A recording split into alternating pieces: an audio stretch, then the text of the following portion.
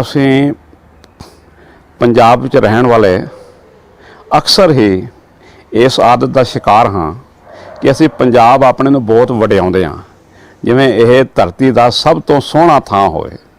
ਅਸਲੀਅਤ ਇਹ ਹੁੰਦੀ ਹੈ ਕਿ ਸਾਡਾ ਇੱਥੇ ਜਨਮ ਹੋਇਆ ਹੁੰਦਾ, ਇਸ ਕਰਕੇ ਸਾਨੂੰ ਇਹ ਜ਼ਿਆਦਾ ਚੰਗਾ ਲੱਗਦਾ ਹੈ। ਅਜੇ ਤੱਕ ਕਿਸੇ ਨੇ ਵੀ ਉਸ ਥਾਂ ਨੂੰ ਉਨਾ ਪਿਆਰ ਨਹੀਂ ਕੀਤਾ ਜਿੱਥੇ ਉਹਦਾ ਜਨਮ ਨਾ ਹੋਇਆ ਹੋਵੇ। ਇੱਕ ਤਾਂ ਕਾਰਨ ਇਹ ਹੈ। ਦੂਜੀ ਗੱਲ, ਪੰਜਾਬ ਬਾਰੇ ਜਿਹੜੀਆਂ ਨੈਗੇਟਿਵ ਫੈਕਟਰਸ ਹਨ ਹੁਣ ਜਿਹੜੇ ਪੈਦਾ ਹੋਏ ਹਨ, ਉਹਨਾਂ ਨੂੰ ਸਮਝਣ ਦੀ ਲੋੜ ਹੈ। ਪਹਿਲੀ ਗੱਲ ਤਾਂ ਇਹ ਕਿ ਪੰਜਾਬ ਦੇ ਨਾਲ ਸਮੁੰਦਰ ਨਹੀਂ ਲੱਗਦਾ, ਤੇ ਪੰਜਾਬ ਦੇ ਵਿੱਚ ਕੋਲਾ ਨਹੀਂ ਨਿਕਲਦਾ, ਲੋਹਾ ਨਹੀਂ ਨਿਕਲਦਾ, ਪੈਟਰੋਲ ਨਹੀਂ ਨਿਕਲਦਾ, ਇੱਥੇ ਸੀਮੈਂਟ ਨਹੀਂ ਬਣਦਾ। ਮਤਲਬ ਕਹਿਣ ਤੋਂ ਇਹ ਹੈਗਾ ਕਿ ਪੰਜਾਬ ਦੇ ਵਿੱਚ ਕੇਵਲ ਕਣਕ ਹੁੰਦੀ ਹੈ, ਤੇ ਕਣਕ ਦੀ ਬੋਰੀ ਜਿਹੜੀ ਹੈਗੀ ਉਹ 700 ਰੁਪਏ ਦੀ ਵਿਕਦੀ ਹੈ। ਦੂਜੇ ਪਾਸੇ ਨਿੱਕੇ ਨਿੱਕੇ ਮੁਲਕ ਹਨ ਦੁਨੀਆ ਦੇ ਜਿਹੜੇ ਇਹੋ ਜਿਹੀਆਂ ਚੀਜ਼ਾਂ ਬਣਾਉਂਦੇ ਹਨ। ਮਿਸਾਲ ਦੇ ਤੌਰ 'ਤੇ ਨੋਕੀਆ ਜਿਹੜਾ ਟੈਲੀਫੋਨ ਹੈ, ਉਹ ਇੱਕ ਸੂਟਕੇਸ ਦੇ ਵਿੱਚ 25 ਲੱਖ ਰੁਪਏ ਦੇ ਟੈਲੀਫੋਨ ਪਾਏ ਜਾ ਸਕਦੇ ਹਨ, ਤੇ ਸਾਡੇ ਕੋਲ ਇੱਕ ਭਾਰੀ ਬੋਰੀ ਹੈ ਜਿਹੜੀ 700 ਰੁਪਏ ਦੀ ਵਿਕਦੀ ਹੈ। ਬਹੁਤ ਸਾਰੇ ਲੋਕ ਕਹਿੰਦੇ ਹਨ ਕਿ ਅਸੀਂ ਆਪਣੀ ਕਣਕ ਜਿਹੜੀ ਐਕਸਪੋਰਟ ਕਰਾਂਗੇ। ਇਹ ਬੜਾ ਹਾਸੋਹੀਣਾ ਵਿਚਾਰ ਹੈ। ਕਣਕ ਨੂੰ ਪੰਜਾਬ ਤੋਂ ਬੰਬਈ ਬੰਦਰਗਾਹ 'ਤੇ ਲਿਜਾਣ ਵਾਸਤੇ ਹੀ ਜਿਹੜਾ ਇਹਨਾਂ ਖਰਚਾ ਪੈ ਜਾਂਦਾ ਹੈਗਾ ਕਿ ਸਾਡੀ ਕਣਕ ਦੁਨੀਆ ਦੀ ਮਾਰਕੀਟ ਦੇ ਵਿੱਚ ਜਾ ਕੇ ਕੋਈ ਕੀਮਤ ਨਹੀਂ ਪ੍ਰਾਪਤ ਕਰ ਸਕਦੀ। ਨਾਲੇ ਕਣਕ ਦੇ ਨਾਲ ਜਾਂ ਇਸ ਦੇ ਨਾਲ ਕੋਈ ਵੀ ਕਿਸੇ ਕਿਸਮ ਦਾ ਪਰਿਵਰਤਨ ਨਹੀਂ ਵਾਪਰਨ ਵਾਲਾ। ਸੋ ਕਹਿਣ ਤੋਂ ਭਾਵ ਇਹ ਹੈਗਾ ਕਿ ਕੀ ਕੀਤਾ ਜਾਵੇ, ਪੰਜਾਬੀਆਂ ਨੂੰ ਕੀ ਕਰਨ ਦੀ ਲੋੜ ਹੈ ਜਿਸ ਨਾਲ ਉਹ ਦੁਨੀਆ ਦੀ ਮੁੱਖ ਧਾਰਾ ਦਾ ਭਾਗ ਵੀ ਰਹਿਣ ਅਤੇ ਚੰਗਾ ਜੀਵਨ ਵੀ ਜੀ ਸਕਣ। ਉਸ ਵਾਸਤੇ ਲੋੜ ਇਹ ਹੈਗੀ ਹੈ ਕਿ ਮੈਨ ਪਾਵਰ ਜਿਹੜੀ ਹੈ ਪੰਜਾਬ ਦੀ, ਉਸ ਨੂੰ ਐਜੂਕੇਸ਼ਨ ਇਸ ਕਿਸਮ ਦੀ ਦਿੱਤੀ ਜਾਵੇ ਜਿਸ ਐਜੂਕੇਸ਼ਨ ਦੀ ਵਿਸ਼ਵ ਪੱਧਰ ਉੱਤੇ ਲੋੜ ਹੈ। ਅਮਰੀਕਾ ਦੇ ਵਿੱਚ ਜਿਹੜੇ ਲੋਕ ਗਏ ਹਨ ਪੰਜਾਬੀ, ਉਹ ਉਹੀ ਕਾਮਯਾਬ ਹਨ ਜਿਹੜੇ ਜਾਂ ਡਾਕਟਰ ਹਨ ਜਾਂ ਇੰਜੀਨੀਅਰ ਹਨ। ਕੈਨੇਡਾ ਦੇ ਵਿੱਚ ਤੇ ਇੰਗਲੈਂਡ ਦੇ ਵਿੱਚ ਬਹੁਤ ਸਾਰੇ ਪੰਜਾਬੀ ਗਏ ਹਨ ਜਿਹੜੇ ਵੱਧ ਤੋਂ ਵੱਧ ਦੁਕਾਨਦਾਰੀ ਕਰਦੇ ਹਨ ਜਾਂ ਪੈਟਰੋਲ ਪੰਪ ਚਲਾਉਂਦੇ ਹਨ।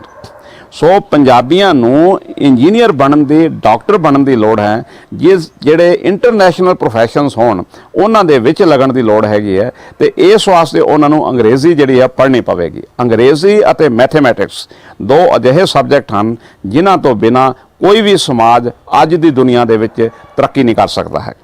ਅੰਗਰੇਜ਼ੀ ਪ੍ਰਤੀ ਸਾਡਾ ਜਿਹੜਾ ਦ੍ਰਿਸ਼ਟੀਕੋਣ ਹੈ ਉਹ ਨਾ ਪੱਖੀ ਹੈ।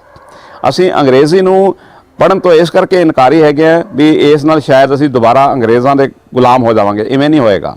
ਅੰਗਰੇਜ਼ੀ ਭਾਸ਼ਾ ਨਹੀਂ ਹੈ, ਅੰਗਰੇਜ਼ੀ ਇੱਕ ਸਕਿੱਲ ਹੈ, ਇੱਕ ਹੁਨਰ ਹੈ। ਹੁਣ ਅੰਗਰੇਜ਼ੀ ਵਿਗਿਆਨ ਦੀ ਭਾਸ਼ਾ ਹੈ, ਇਹ ਕਿਸੇ ਖਿੱਤੇ ਦੀ ਭਾਸ਼ਾ ਨਹੀਂ ਹੈ। ਹੁਣ ਇੰਗਲੈਂਡ ਦੀ ਵੀ ਭਾਸ਼ਾ ਅੰਗਰੇਜ਼ੀ ਨਹੀਂ ਹੈ। ਇੰਗਲੈਂਡ ਵਾਲਿਆਂ ਨੂੰ ਵੀ ਵਿਗਿਆਨ ਜਿਹੜਾ ਹੈ, ਵਿਗਿਆਨ ਦੀਆਂ ਭਾਸ਼ਾਵਾਂ ਪੜ੍ਹਨੀਆਂ ਪੈਂਦੀਆਂ ਹਨ।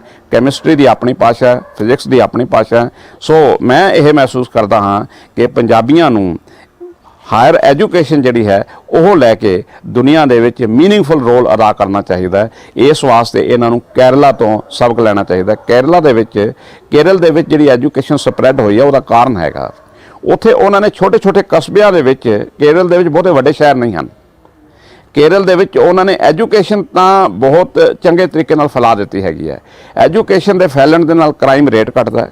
ਐਜੂਕੇਸ਼ਨ ਦੇ ਫੈਲਣ ਦੇ ਨਾਲ ਲੋਕਾਂ ਦਾ ਜੀਵਨ ਪੱਧਰ ਉੱਚਾ ਹੁੰਦਾ ਹੈ। ਐਜੂਕੇਸ਼ਨ ਦੇ ਫੈਲਣ ਦੇ ਨਾਲ ਸਮਾਜ ਦੇ ਵਿੱਚ ਸ਼ਾਂਤੀ ਜਿਹੜੀ ਹੈ ਉਹ ਪਸਰਦੀ ਹੈ। ਮਿਡਲ ਕਲਾਸ ਹੋਂਦ ਵਿੱਚ ਆਉਂਦੀ ਹੈ, ਜਿਹੜੀ ਚੰਗੇ ਜੀਵਨ ਦੇ ਸੁਪਨੇ ਲੈਂਦੀ ਹੈ ਤੇ ਚੰਗਾ ਜੀਵਨ ਜਿਉਂਦੀ ਵੀ ਹੈ।